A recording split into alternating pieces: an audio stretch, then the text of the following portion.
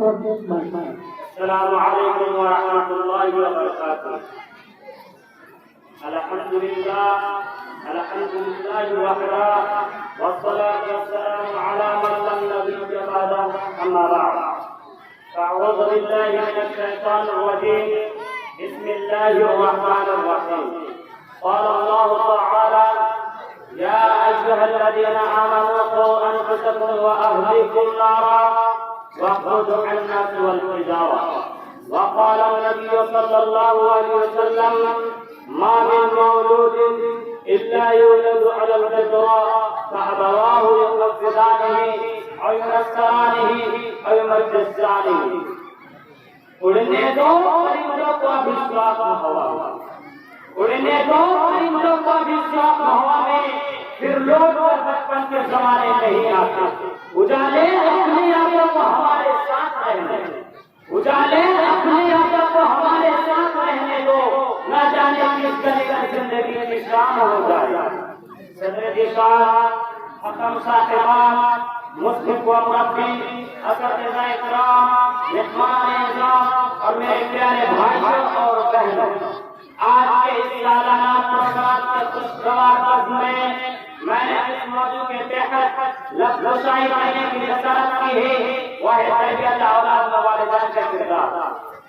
محترم سامعین، تربیت عربی زبان کا واسع المفہوم لفظ ہے جس کے لفظی معنی پرورش و پردہ اور پالنے پوسنے کے ہیں. اسلامی اصطلاح میں تربیت کیا ہے کہ انسان کے مقصد تخلیق کو مد نظر رکھ کر اس کی درست رجحان حاصل کی جائے اور ان کی صلاحیتوں کو نکھارنے میں مدد کی جائے تاکہ اعلیٰ انسانی صفات کی مہارتوں میں حد کمال کو پہنچ سکے. اسی کو مد نظر رکھتے ہوئے شریعت مطہرہ نے تربیت اولاد و والدین کا کردار کو ہم رکھا ہے. جیسا کہ فرمان رسول ہے: ما من مولود الا يولد على الفطرة فأبواه يهودانه أو ينصرانه أو يمجسانه. ہر بچہ فطرت اسلام میں پیدا ہوتا ہے، بعد ہم کے والدین تو یہودی یا نصرانی یا مجوسی بنا دیتے ہیں، کیونکہ بچوں کو سب سے پہلے جو چیز متاثر کرتی ہے وہ ہے گھریلو ماحول. اس لیے جن گھرانوں میں اتحاد و اتفاق اور اطاعت و فرمانبرداری کا ماحول ہوتا ہے ان گھرانوں کے بچے اطاعت گزار ہوتے ہیں، اور جن گھرانوں میں غیر دینی ماحول ہوتا ہے اس کے بچے بھی اسی مزاج کے ہوتے ہیں.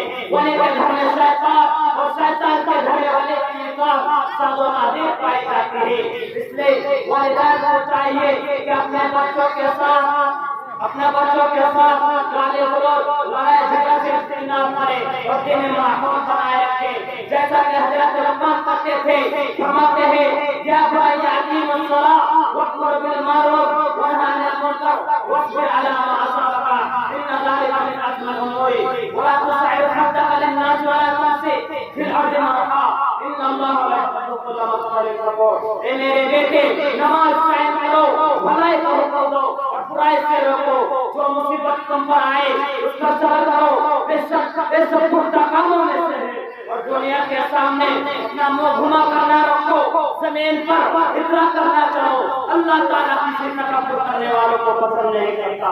محترم حضرات، جب بچہ کوئی غلط کام کرے تو پیار سے سمجھائیے اور اچھے کام کرنے کی حوصلہ افزائی کرے. بتائے تو شاہی ہے پرواز ہے کام تیرا، تو شاہی ہے پرواز ہے کام تیرا، تیرے سامنے آسمان اور بھی ہے. اسی روزوں سب میں الجھ کر نہ رہ جا، اسی روزوں سب میں الجھ کر نہ رہ جا کہ تیرے زمان و مقام اور بھی ہے. حیران میں ماں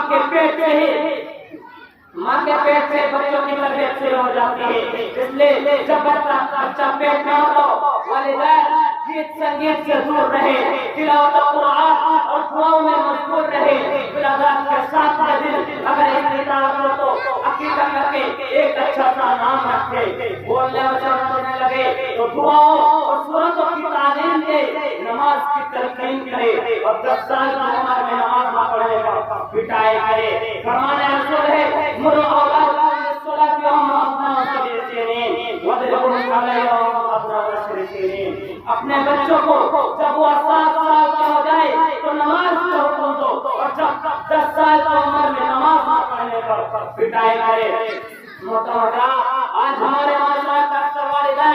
یہی رونا رونا ہے کہ ہمارا بچہ ہمارا کہنا نہیں مانتا، ہمارے نافرمانی کرتا ہے، ہمیشہ اپنے بیوی پر ترجیح دیتا ہے، ہمیں ناراض و ناخوش رکھتا ہے۔ اپنے اولاد کی شکایت کرنے والوں سنو، اس میں کچھ صرف اولاد نہیں آپ کی ہے، کیونکہ آپ نے اپنے اولاد کو صحیح تربیت دی ہی نہیں، آپ نے والدین کا خدمت کرنا سکھایا ہی نہیں، آپ نے حقوق والدین کے بارے آپ نے اسے بتایا نہیں، دینی تعلیم آپ نے اسے دی ہی نہیں۔ اپنے بچوں کی شکایت کرنے والوں اپنے دل پر ہاتھ رکھ کر آپ نے آپ سے پوچھو کہ ہم نے کبھی اپنے بچوں کو بچپنے سے نیک بات والے بنانے کی کوشش کی؟ کیا ہم نے کبھی کہا، کیا ہم نے کبھی اپنے بچوں کو نماز روزہ ترک کرنے پر مارا پیٹا؟ کیا ہم نے کبھی کہا بچے سو جاؤ صبح نماز کے لیے اٹھنا ہے؟ آپ نے تو کہا بچے سو جاؤ صبح جلدی کام پہ جانا ہے، اور آپ نے بچوں کو مارا ضرور مگر کام پہ نہ جانے کی وجہ سے، تجارت کاروبار میں نقصان کی وجہ سے، کارخانوں فیکٹریوں میں گھاٹے کی وجہ سے۔ ایسی صورت میں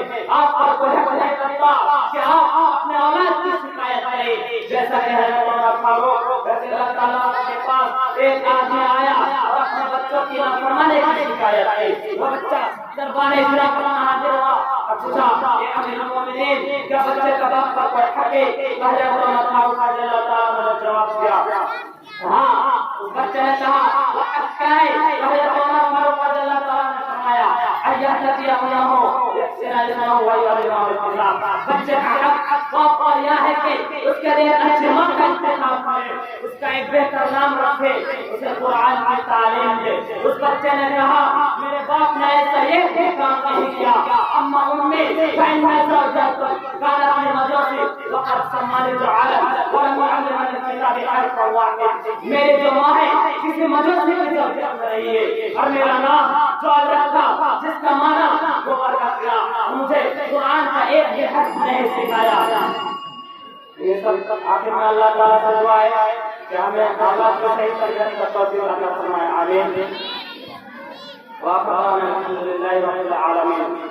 گھوڑی و مٹھی کے ایک جگنو نہ نکلے ہاتھ سے، گھوڑی و مٹھی کے ایک جگنو نہ نکلے ہاتھ سے، آنکھوں کو جھپک ایسا لمحہ ہو جلنا، پہلے سیڑھی پر قدم رکھ آخری سیڑھی پر آ، پہلے سیڑھی پر قدم رکھ آخری سیڑھی پر آ، منزلوں کی جستجو میں رہے گا کوئی پل نہ ہو۔ السلام علیکم ورحمۃ اللہ وبرکاتہ۔